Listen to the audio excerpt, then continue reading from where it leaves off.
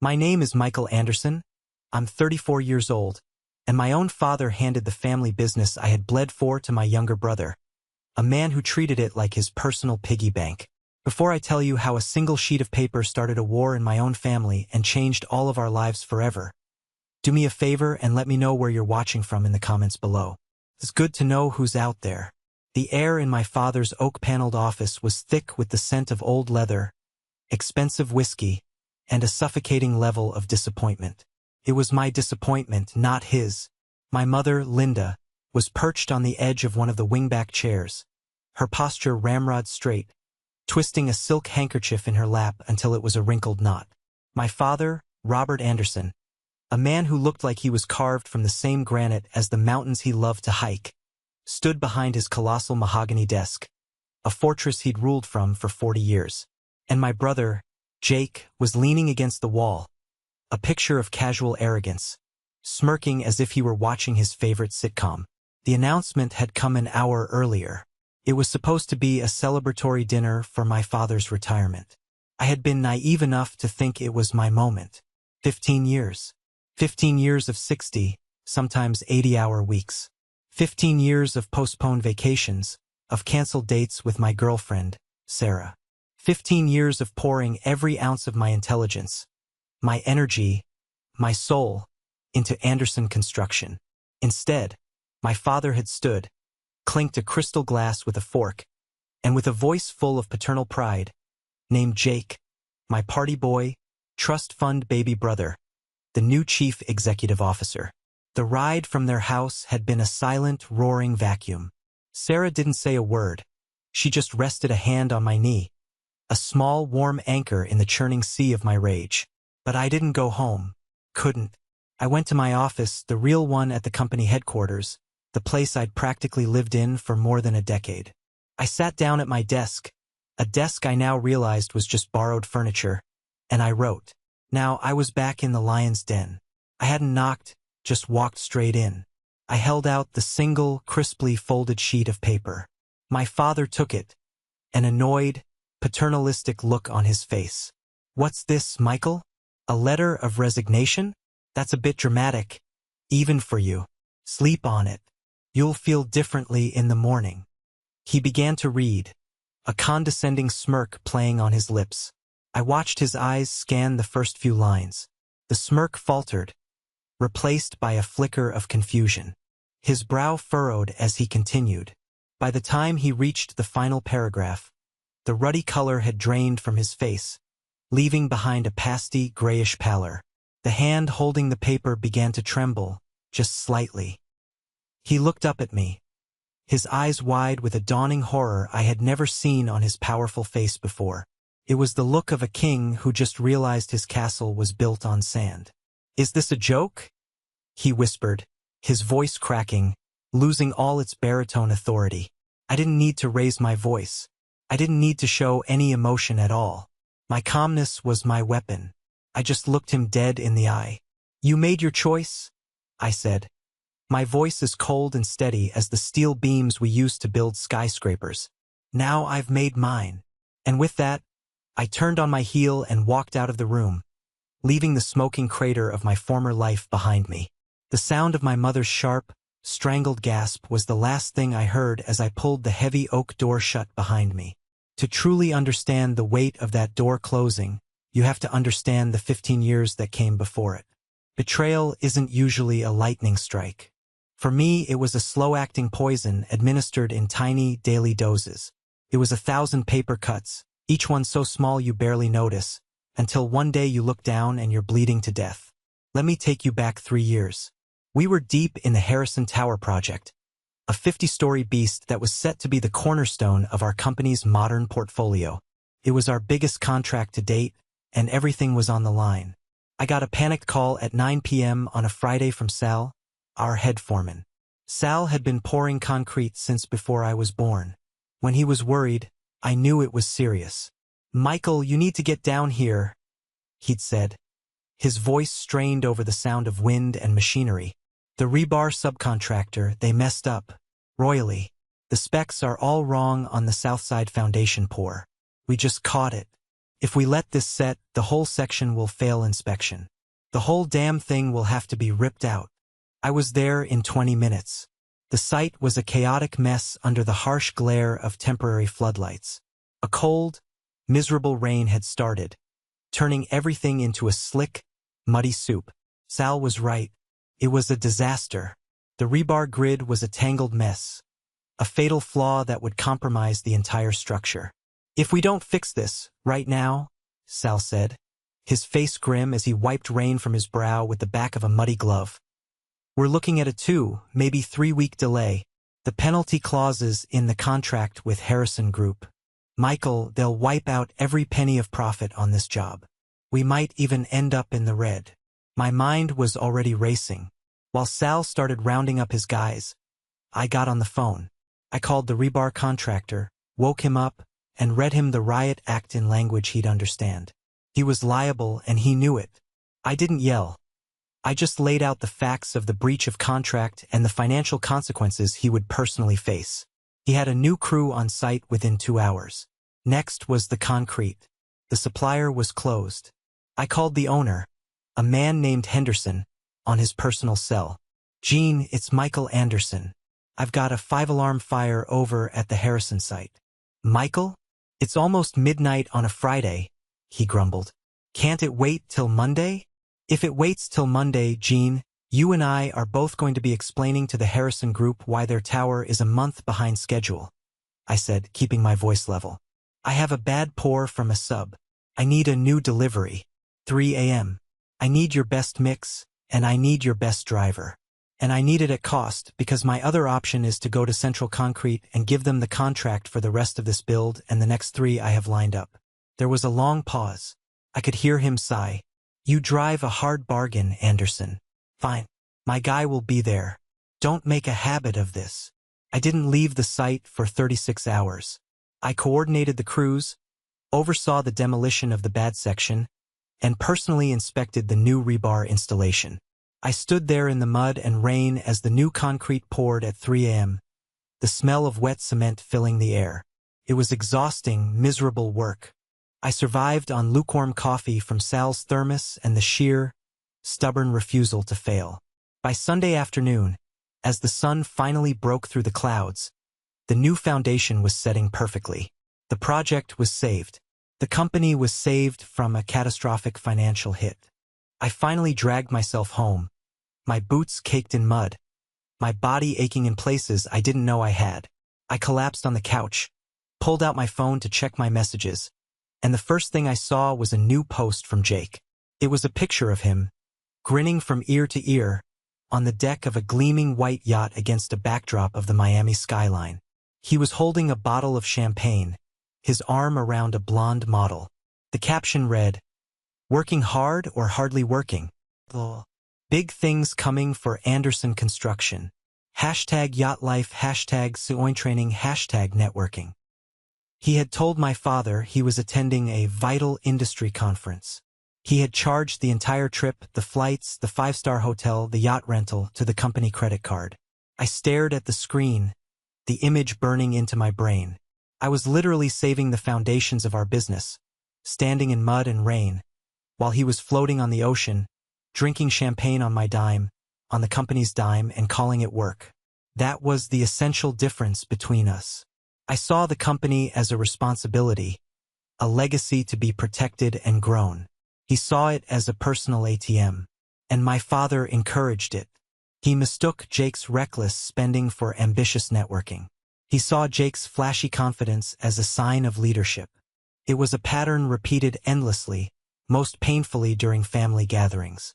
I'll never forget Thanksgiving about 5 years ago. The whole extended family was crowded into my parents' formal dining room. The table was groaning with food, the air filled with chatter. I was feeling good. I had just spent the last 4 months orchestrating a complex but brilliant merger with a mid-sized materials supplier. It was a strategic masterstroke that would insulate us from market fluctuations and save us millions over the next decade. It was the kind of quiet, foundational work that doesn't make for exciting stories but guarantees a company's long-term health. I tried to explain it to my dad, drawing a little diagram on a napkin to show him the supply chain benefits. He listened with half an ear, his eyes already scanning the room. Good, good, son, he said, patting my shoulder absently. Solid work. That's my nuts and bolts man. Just then, Jake, at the other end of the table, launched into a loud, boisterous story about a trip to Las Vegas where he'd supposedly bluffed his way into a high-stakes poker game. It was an embellished, ridiculous tale that was almost certainly untrue. But he told it with flair. He was animated, laughing, charming. My father was captivated. He was roaring with laughter, slapping the table. Now that's a story, he bellowed, making sure the entire family could hear. This kid's got moxie. He's got charisma. That's how you get things done in this world, by taking risks. He looked down the table at me and winked, as if letting me in on a profound business secret. You see, Michael, you play the long game. That's smart. But sometimes you gotta go all in. Jake knows how to go all in. I felt a hot flush of shame creep up my neck. He had just dismissed my 4 months of intense, strategic work and elevated Jake's drunken fantasy to the level of high business acumen. In front of everyone. My mother saw the look on my face. She leaned over, her voice a conspiratorial whisper. Don't mind your father. You know how he is. He's just proud of you both in different ways. But her pride always came with an agenda. It was a tool to manage me. The phone calls were relentless. Michael, honey? Her voice would be syrupy sweet. Jake just landed the pitch for the new mall project. Isn't that wonderful? The client loved him. There are just a few technical details in the proposal. You're so brilliant with that stuff. Could you just give it a quick look before he sends the final contract? I knew what quick look meant. It meant spending my entire weekend rewriting a 50-page proposal that was filled with impossible promises and faulty calculations. But I did it. Michael? Jake is having a little trouble with the budget for the Miller account. The numbers aren't quite adding up. You've always had a head for figures. Could you just help your brother out? Helping him out meant spending hours untangling a financial mess of his making. A mess so bad it was about to cost us a client we'd had for 20 years. But I did it. I did it over and over again. I told myself it was for the good of the company. I told myself it was what a good son and a good brother did. But the truth is, I did it because a part of me, a desperate, foolish part, still believed that my father would eventually see. That one day, the scales would fall from his eyes and he would recognize who was truly holding the company together. Ethan, my best friend and the only person at the company I could truly trust, saw it clearly. You're a chump, Mike, he told me bluntly one night over beers. You're the engine and Jake is the shiny hood ornament. And your dad is so busy polishing the ornament, he doesn't even care if the engine is about to explode. It's our legacy, Ethan. I'd argue, the words sounding hollow even to my own ears. No, he'd shoot back. It's your dad's ego. And you're the one paying the price for it. Sarah, my girlfriend, was just as worried. She was a woman who had built her own successful landscape architecture firm from nothing, and she had zero patience for unearned success. This isn't just about the business, Michael, she told me one evening, her voice gentle but firm. We were sitting on our back porch, the only place I felt I could truly breathe. This is about you. It's affecting us. You're always stressed, always tired. We had to cancel our trip to the coast last month because of one of Jake's emergencies. When do you get to have a life? When do we get to have a life? She was right. The poison was seeping into every corner of my world. Just a little longer, I pleaded, more with myself than with her. Dad's retiring soon. When he does, he'll have to face the facts. He'll have to make the logical choice. He'll have to choose me. I clung to that belief like a drowning man clings to a piece of driftwood. It was the only thing that kept me going. So when my father gathered us all for that final dinner, the one to announce his retirement, I allowed that treacherous hope to swell in my chest. I straightened my tie. I squared my shoulders. I looked across the table at Jake, who was already on his third glass of wine, and I thought, this is it. This is the moment of truth. Now finally everyone will see. And they did. I just didn't realize the truth they were going to see was that my entire life's work, my 15 years of devotion, meant absolutely nothing at all. The moment the words left my father's mouth, the cheerful clatter of the dining room seemed to die, replaced by a roaring in my ears. And so, with great pride, I'm handing the reins of Anderson Construction to a new generation. The new CEO will be my son, Jake. My fork froze halfway to my mouth. I'm sure my face was a mask of disbelief. The world seemed to tilt on its axis, the faces of my relatives blurring at the edges.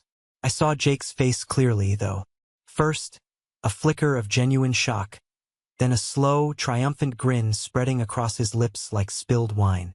He'd won. He hadn't even been trying, and he'd won. My mother, Linda, was the first to react, bursting into a radiant smile and starting a round of applause. Her eyes, wet with what she would call tears of joy, met mine for a split second, and in them I saw not apology, but a plea. Just go along with it. For the family. The rest of the family joined in, a wave of polite, enthusiastic applause washing over me, each clap like a physical blow. I felt Sarah's hand find mine under the tablecloth, her grip a fierce, grounding pressure. She knew. She had known all along. My father, beaming like a proud peacock, finally looked at me. He gave me a small, almost imperceptible nod, a conspiratorial gesture meant to say, "You get it, son. It had to be this way. You'll be there to back him up." I didn't get it. After the toasts and the backslapping and the endless congratulations for a man who thought a balance sheet was a modern art installation, I excused myself. I walked down the familiar hallway to my father's study, the sanctum sanctorum of his world. The room smelled of cedar and old paper and power. I stood in the middle of the room and waited, my heart a cold, heavy stone in my chest. A few minutes later, my parents came in, closing the heavy door behind them. The jovial party host was gone, replaced by the CEO. "Michael," my father started, his voice a little too hearty, a little too loud. "I know this might be a bit of a shock." A shock. The word came out as a strangled laugh. "Dad, I have dedicated my entire life to that company. I run the operations. I negotiate the contracts. I manage the projects. Jake's single biggest contribution this year was ordering a new Keurig machine for the break room. And he ordered the wrong pods. That is an unkind and unfair thing to say, Michael." My mother interjected, her voice sharp with disapproval. "Your brother has a different but equally valuable set of skills. He has charisma. He connects with people." "He connects with people?" I shot back, my voice rising. "He connects with nightclub promoters and yacht salesmen. He doesn't connect with clients unless I've already done all the groundwork and prepped him on what to say. He's a parrot, Mom. A charming parrot." My father's face hardened, the forced bonhomie vanishing. "That's enough," he said, his voice dropping to a low growl. "The decision has been made. Jake has the vision and the personality to be the face of this company. He inspires people. You're an operator, Michael, the best in the business. And he needs a strong number two. He needs your steady hand on the tiller. Nothing has to change for you. You'll still run your projects. Nothing has to change." The phrase was so insulting, so dismissive, it stole my breath. He was asking me to be the brain and the muscle for the handsome figurehead. To continue to bleed and sweat and sacrifice, only now I'd be doing it to prop up my incompetent brother, to make him look like the genius my father wanted him to be. "No," I said, the word quiet but absolute. "I won't do it." My father's eyes narrowed. "Don't be a child. Don't throw away your future, your legacy. Your name is on the building." "Is it?" I countered, the bitterness I'd suppressed for years finally boiling over. "Or is it just your name, and I'm just the guy you can't fire because it would be a bad look for the family? Am I an asset, Dad, or just a fixture?" Before he could craft a response, I turned and walked out, leaving the question hanging in the air between us. The following days were a thick fog of rage and disillusionment. I didn't go to the office. I didn't answer their calls. I walked for hours through the city parks, the anonymous crowds a strange comfort. Sarah was my rock. She didn't push or pry. She just made sure there was coffee in the pot and a hot meal waiting. a silent sentinel guarding my retreat. On the third day, my phone buzzed. It was Ethan. "Meet me at the poorhouse," he said, his voice tight. "An hour. Don't be late." He hung up. There was no room for argument. The poorhouse was a dark, unpretentious bar, the kind of place where you could be invisible. Ethan was in a back booth, a grim look on his face. A manila folder sat on the table between two sweating beer glasses. "What's going on?" I asked, sliding onto the worn leather bench. "I did some digging after you told me what happened," he said, pushing the folder towards me. "I had a hunch. Turns out you were right about Jake's spending. But you were thinking like an accountant. You should have been thinking like a cop." My hands trembled slightly as I opened the folder. It wasn't just a few questionable expenses. It was a systematic, calculated plundering of the company's finances. There were invoices, dozens of them, from a company called Golden Gate Marketing and Strategy. I'd never heard of them. The invoices were for vague services like synergistic brand consulting and strategic outreach amplification. The total was staggering, over $200,000 in the last 12 months alone. Ethan had done his homework. He'd run a check on the company. It was a shell corporation, registered to a P.O. box. And the payments weren't going to a corporate account. Ethan had managed to get a copy of a cash check from a source in accounting. It was made out to a personal account. Jake's personal account. It wasn't just recklessness. It wasn't just entitlement. It was felony-grade embezzlement. There was more. Scanned receipts for a $5,000 watch. A down payment on a sleek, black sports car I'd never seen. Rent payments on a luxury penthouse apartment downtown I didn't even know he had. He wasn't just living off the company. He was gutting it. "He's been stealing from you, Mike," Ethan said, his voice a low, furious rumble. "He's been stealing from your mom and dad. This isn't a family squabble anymore. This is a crime." A strange, cold calm washed over me. The hurt, the anger, the confusion. It all melted away, replaced by a single, hard point of clarity. This was it.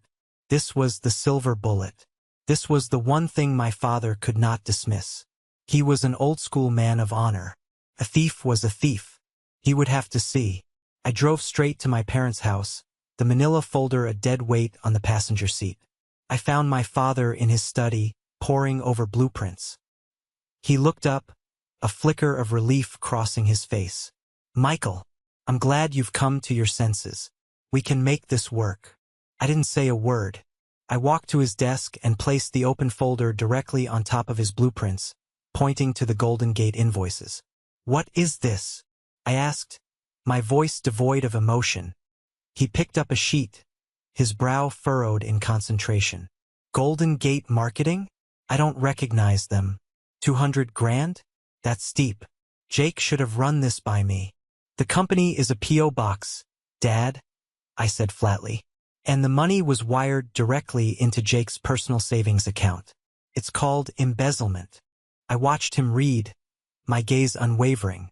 I watched his face shift from confusion to dawning comprehension, and then to something else. Something I didn't expect. Denial. He wasn't getting angry. He was getting defensive. He stood up abruptly and walked to the window, turning his back on me and the evidence on his desk. There has to be an explanation," he said, his voice tight. "A misunderstanding. Maybe it was a bonus that wasn't processed correctly." I let out a short, sharp laugh of disbelief. "A bonus? Dad, he faked invoices from a company that doesn't exist. He's a thief. He's committing fraud. This is a felony that could land him in prison and destroy the company's reputation forever."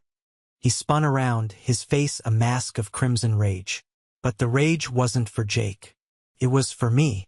It was for the son who dared to bring this ugly truth into his sanctuary. "And what do you want from me, Michael?" he roared, his voice bouncing off the wood-paneled walls. "Do you want me to call the police on my own son? Do you want to see him in handcuffs? Is that what this is about? Ruining him? Ruining this family? I want you to see the truth." I yelled back, my own control finally shattering into a million pieces. I want you to see who you just handed your father's company to. I see the truth just fine, he bellowed, jabbing a thick finger in my direction. I see a son who is so consumed with jealousy that he's willing to destroy his own brother. You couldn't stand that I chose him, so you went digging for dirt to try and tear him down. This isn't about the company. This is about your own wounded pride. That was it. That was the kill shot. It wasn't just a betrayal anymore. It was a complete character assassination. In his mind, to protect the fragile image of his golden boy, he had recast me as the villain. I wasn't the loyal son. I was the jealous monster. The fight drained out of me, replaced by an emptiness so profound it felt like a physical hole in my chest. He would never see. He didn't want to see. I walked back to the desk and calmly gathered the papers, sliding them back into the manila folder.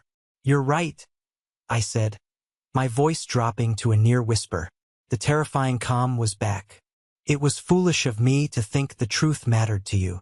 I turned and walked out of that study for the last time, the folder clutched in my hand like a verdict. This was no longer about trying to save them from themselves. This was about saving myself from them. The drive away from my parents' house was eerily silent. The roaring in my head had stopped. The pain was still there, a dull, heavy ache behind my ribs, but it was overshadowed by a chilling, absolute clarity. My father's words hadn't just been an accusation. They had been a release. He had severed the final tie of filial duty that had bound me to his flawed vision. I was no longer a son trying to earn his father's approval. I was a free agent, and that freedom was a powerful, dangerous thing. I didn't go home. I couldn't face Sarah's sympathetic eyes just yet. I needed to channel this cold, clean anger into something productive. I went to my home office, a room that had always been my sanctuary for side projects and quiet thinking. For the first time in my adult life, I wasn't thinking about the next 5 years for Anderson Construction. I was thinking about the next 48 hours for Michael Anderson. For 2 straight days, I worked with a focus I had never known. Fueled by gallons of black coffee and the righteous fire of a man with nothing left to lose, I began to construct my weapon. It wasn't a bomb.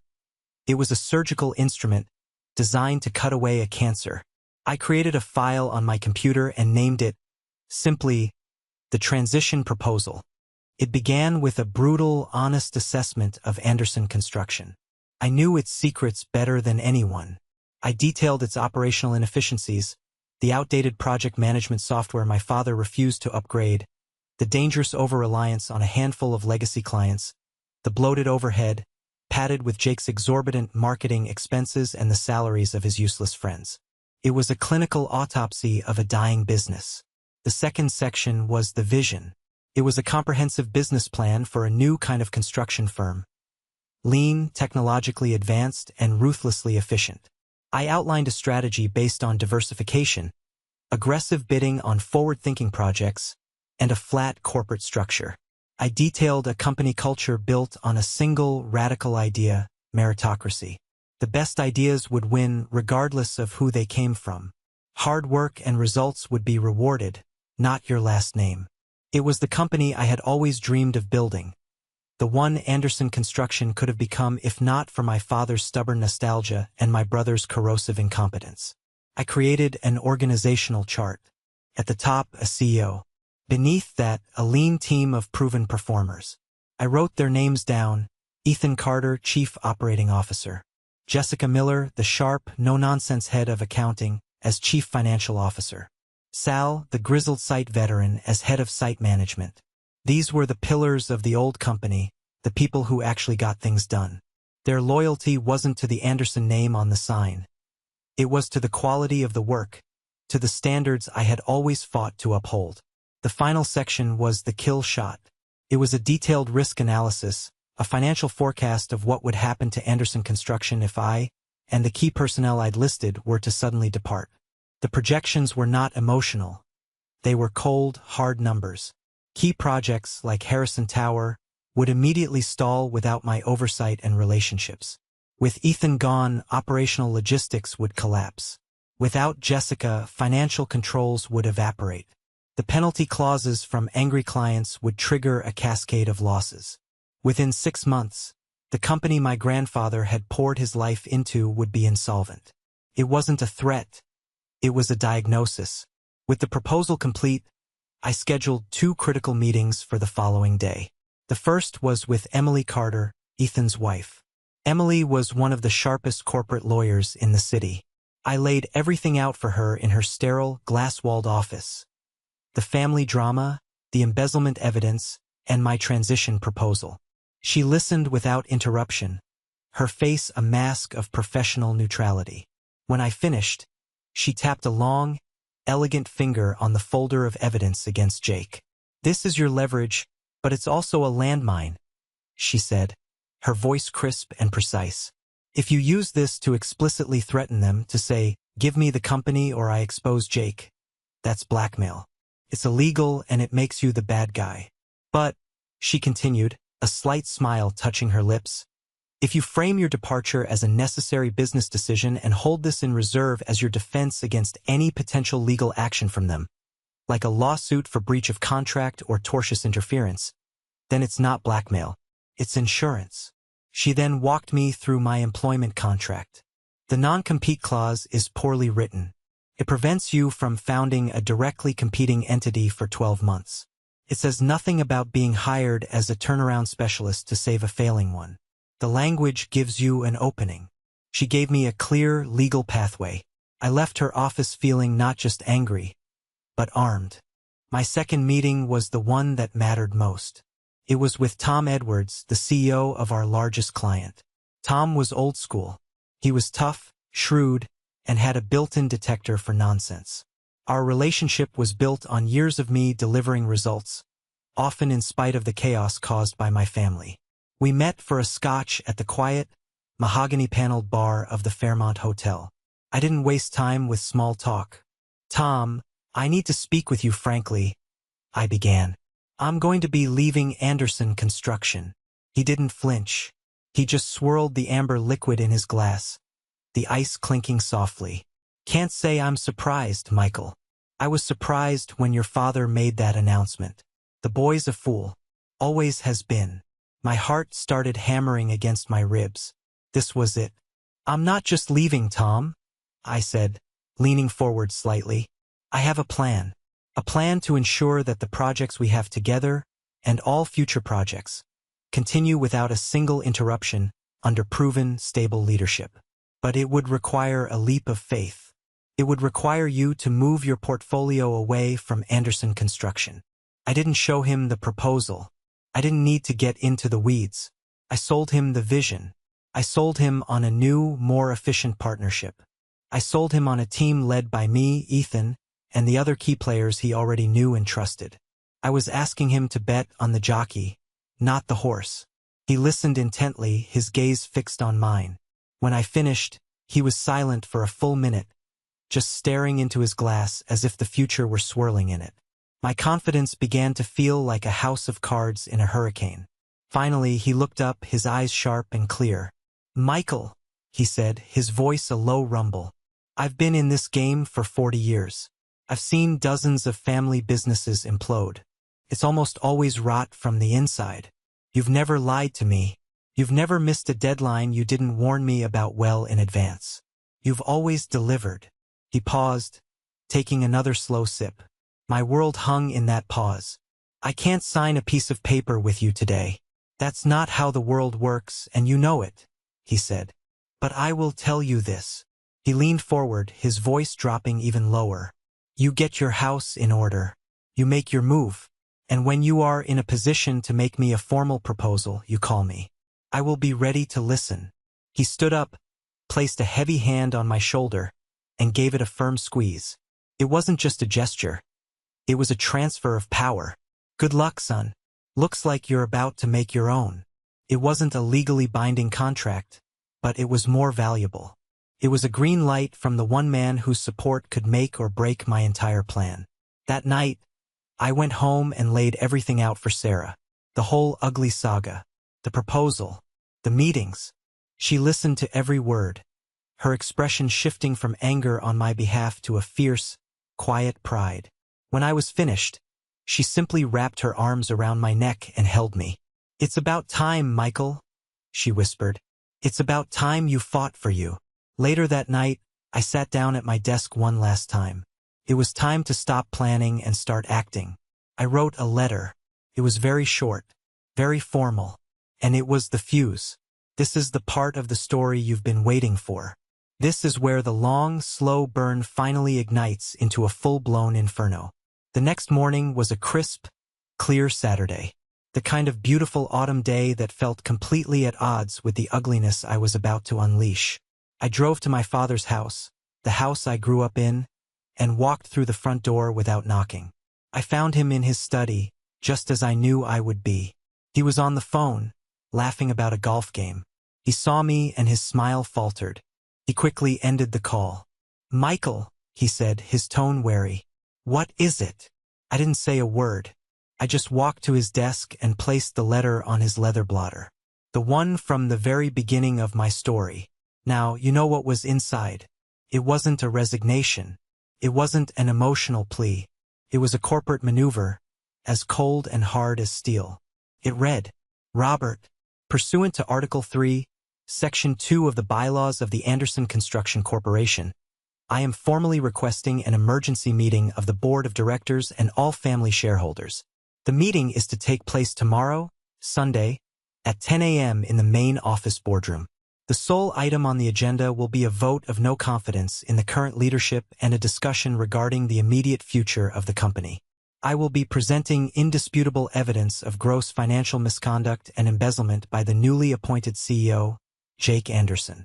Failure to attend will be noted in the official minutes and interpreted as an abdication of fiduciary responsibility. Sincerely, Michael Anderson." That was why his face had drained of color. That was why his hand had trembled. It wasn't a son having a tantrum. It was a shareholder, a director, exercising his legal rights. It was a formal declaration of war, played by the very rules of the game he had taught me. I hadn't just run away from home. I was coming back with a battering ram to take down the castle walls. The next morning, the atmosphere in the third-floor boardroom was so tense you could taste the static electricity in the air.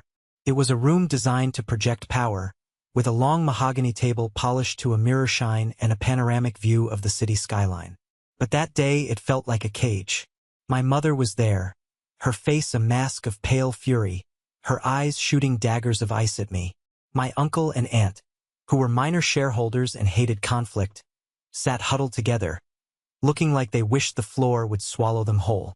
Jake was there, attempting an air of bored indifference, but the continuous, rhythmic drumming of his fingers on the table betrayed his terror. And at the head of the table sat my father, his face a grim, unreadable slab of granite. I had made one final phone call that morning. "Tom," I'd said, "the meeting is at 10. As our largest client, and therefore a primary stakeholder in our stability, I believe your presence as an observer would be invaluable." And so there he was, Tom Edwards, sitting quietly in a chair against the wall, not at the table, but his presence dominated the room. He wasn't a participant. He was the audience for whose benefit this entire drama was about to unfold. His being there transformed a messy family feud into a legitimate business crisis. My father rapped his knuckles on the table, the sound unnaturally loud in the silent room. "This emergency meeting is called to order," he said, his voice strained. "Michael, you demanded this circus. The floor is yours." I stood up, my own proposal binder in front of me. I didn't look at my family. I looked at the room as a whole, my voice calm and measured. "Thank you," I said. "I'm not here today to air family grievances. I am here as a director of this corporation to address a clear and present danger to its survival." I started with the embezzlement. I didn't yell or accuse. I simply presented the facts. Using the room's projector, I displayed the fraudulent invoices from Golden Gate Marketing. I showed the bank statements with the wire transfers. I displayed the scanned receipts for the watches and the sports car. I walked them through it step by step, my tone as clinical as a doctor diagnosing a terminal illness. Jake leaped to his feet, his face red and blotchy. "This is garbage. It's slander.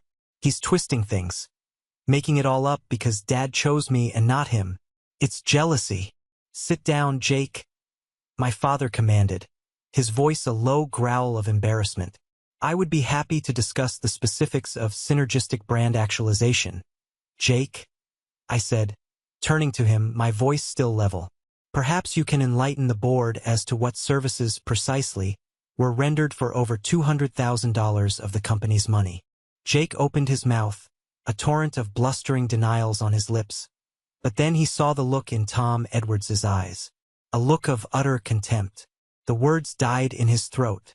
He collapsed back into his chair, defeated. My mother began to cry, not loudly, but with small, sharp, gasping sobs of a woman watching her world crumble. But I wasn't finished. This was never just about Jake. It was about the entire rotten culture he represented. The embezzlement, however, is merely a symptom. I continued, my voice gaining strength and passion. A symptom of a larger disease. A failure of leadership, a failure of vision, and a failure of fiduciary duty. And then, I took them through my transition proposal. I put up slide after slide, showing them the company's financial vulnerabilities in stark black and white. I showed them the operational inefficiencies. I showed them the path they were on, a path leading directly to insolvency. Then I showed them the other path, my plan. A new structure, new technology, a new philosophy, a new future. When I finished, a profound, stunned silence filled the room. In the space of 20 minutes, I had not only proven Jake a criminal, but I had also systematically dismantled my father's 40-year legacy, exposing it as outdated and fragile. My father finally spoke, his voice heavy, thick with a pain that was almost tangible. What is it you want, Michael? What is the point of all this? To publicly humiliate your family. I finally allowed my gaze to lock with his, and for the first time, looking at the broken man before me, I felt a flicker of pity. No, I said, my voice softening almost imperceptibly. I'm here to give this board a choice. The choice you should have made a week ago. I looked around the table, from my uncle's terrified face to my aunt's tear-streaked one. I am not asking for a job. I am presenting a rescue plan. The board can vote right now to remove Jake as CEO and install me with full, unimpeded operational control to execute this turnaround. If you do, I will stay. I will fix this. We will handle Jake's legal troubles internally and quietly. We will save this company and the jobs of the 200 people who work for it. I paused, letting the weight of that offer sink in.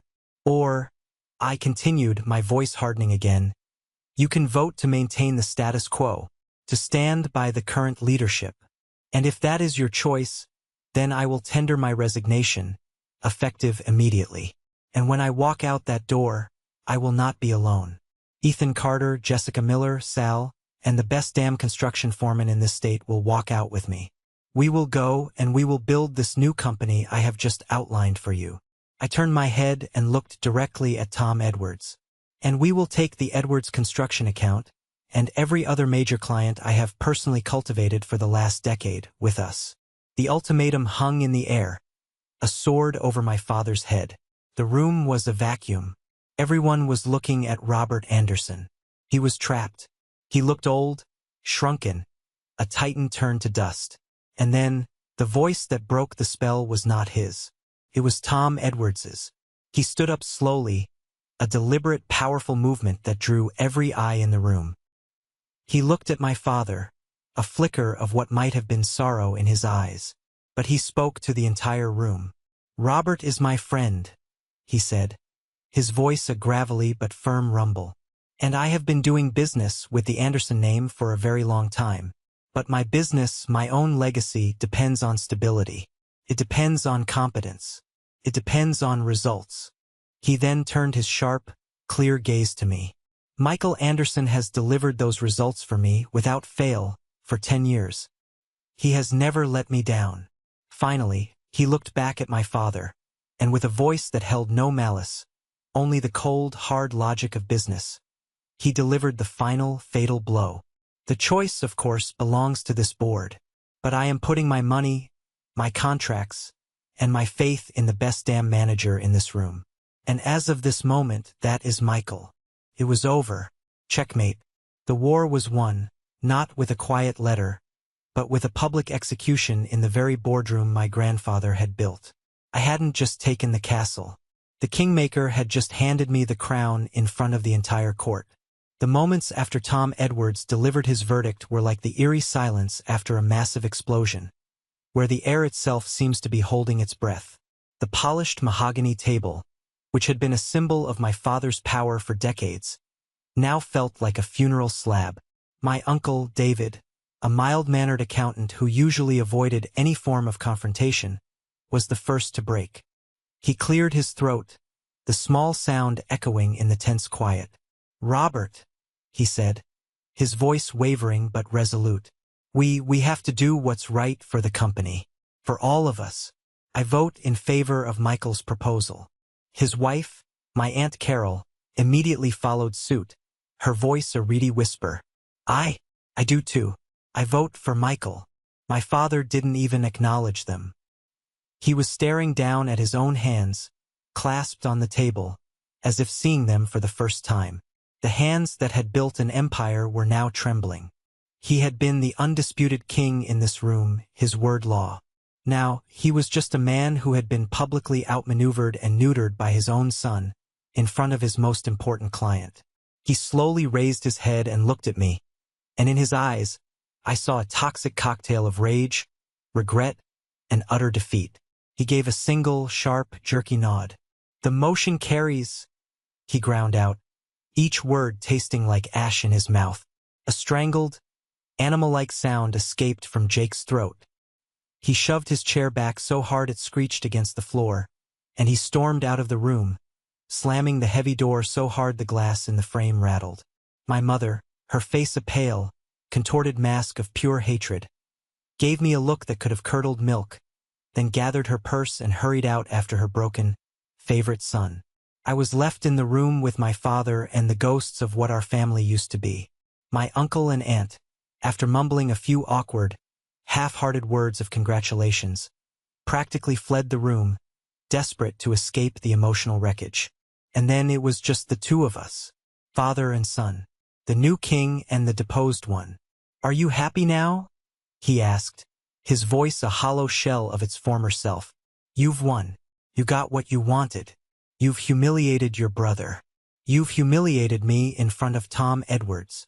"This was never about winning or losing," I said, and I was surprised by the deep weariness in my own voice.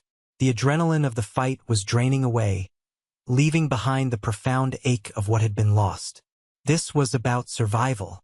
You were going to let Jake drive this company into a ditch, and you were going to stand by and watch as long as he looked good doing it. "He's your brother," he exclaimed, a spark of his old fire returning. "You're supposed to look out for him. And you're my father." I shot back, my own voice rising to meet his, the years of suppressed frustration finally breaking free. A father is supposed to be fair. A father is supposed to see his children for who they truly are, not who he wishes they were. You looked at Jake and you saw a younger, more charismatic version of yourself, the salesman you always prided yourself on being. And you looked at me and saw a boring, reliable manager, the guy you needed to clean up the messes. You never once just saw me. The accusation, raw and true, hung in the air between us. It was a truth he couldn't deny. He had no answer. He just sagged back into his high-backed leather chair, looking frail and old, a stranger in his own kingdom. The most difficult confrontation, however, was yet to come. Later that evening, I went back to the family home. I had to pick up some personal belongings from my old bedroom, things I hadn't had a chance to move out yet. I had prayed the house would be empty. My prayers weren't answered. My mother was waiting for me at the bottom of the main staircase, her arms crossed, her body as rigid as a statue. Her face was blotchy from crying, but her eyes were hard and cold. "I can't even look at you," she said, her voice low and trembling with venom. "After everything this family has done for you, the opportunities, the support. I stopped on the stairs, a box of old college textbooks in my arms. "Mom, what support are you talking about? I have spent my entire adult life supporting this family. I have been your handyman, your fixer, your cleanup crew. Every time Jake screwed up, who did you call? Every time a project was about to go off the rails, whose weekend got sacrificed. We are a family, she cried, her voice cracking, the hysteria beginning to bubble up. And families are supposed to protect each other. You are supposed to protect your brother. He is sensitive. You have destroyed him. And in that moment, in her twisted logic, I finally understood her core motivation.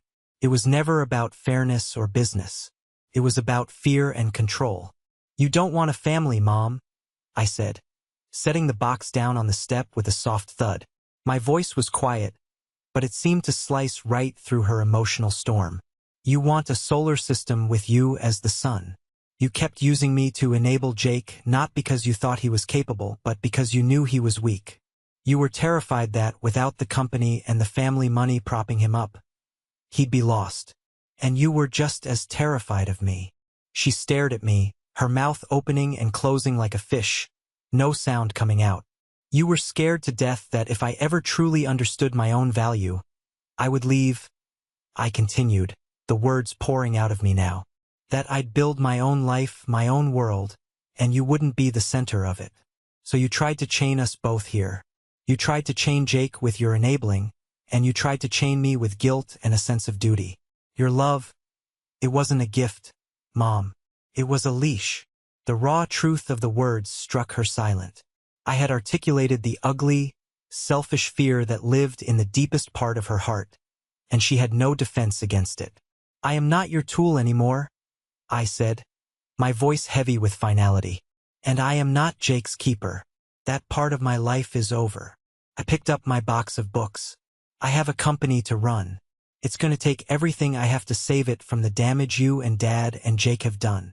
I walked past her, down the stairs, and out the grand front door of the house that had never truly felt like a home.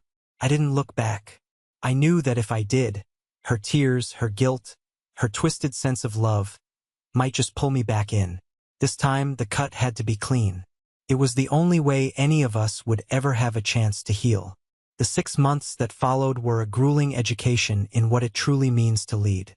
They were, without a doubt, the hardest and most profoundly satisfying months of my life. Taking the helm of Anderson Construction was nothing like the triumphant victory lap some might imagine. It was more like being named captain of a ship that was already taking on water, with a skeptical crew and a storm on the horizon. I immediately began the process of rebranding, changing the name to Anderson and Partners. The and Partners was crucial. It was a signal, both internally and externally, that this was no longer a family fiefdom. It was a professional enterprise. The first challenge was the company culture itself, which had grown stagnant and cynical under my father's reign and downright toxic during Jake's brief, chaotic tenure. I discovered departments padded with Jake's unqualified friends, people drawing salaries for doing next to nothing. There were ancient, inefficient processes institutionalized simply because that's how we've always done it. And then there was the human element, the resistance. It wasn't overt. It was in the quiet whispers by the coffee machine, the resentful glances from older employees who had been loyal to my father for decades. In their eyes, I wasn't a savior. I was a usurper, the treacherous son who had staged a coup. Earning their trust was my first and most important job. I didn't do it with grand speeches or flashy gestures.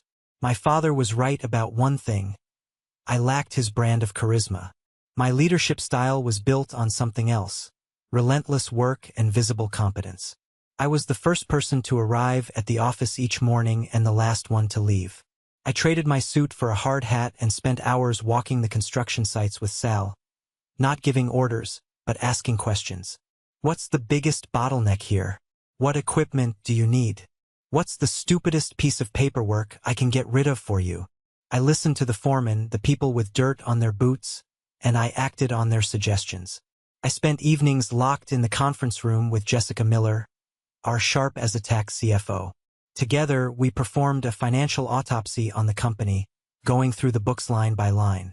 We cut the fat, the club memberships, the vanity projects, the salaries for ghost employees. We redirected that capital to where it was needed: new equipment, better safety gear, and raises for our most underpaid, high-performing staff. Ethan and I finally implemented the state-of-the-art project management software I had been begging my father to invest in for years. The transition was painful. People complained. But within 2 months, the results were undeniable. Projects started finishing on time and often under budget. For the first time in years, the company was financially healthy. The biggest change I made was instituting a company-wide profit-sharing program. At the end of each quarter, a percentage of the company's profits was distributed to every single employee, from the receptionists to the site laborers. The message was simple. When the company wins, everyone wins. The atmosphere began to shift, slowly, from one of entrenched cynicism to one of cautious, then genuine buy-in. People started to care again. My biological family was a distant echo in this new, demanding life. My mother refused to take my calls.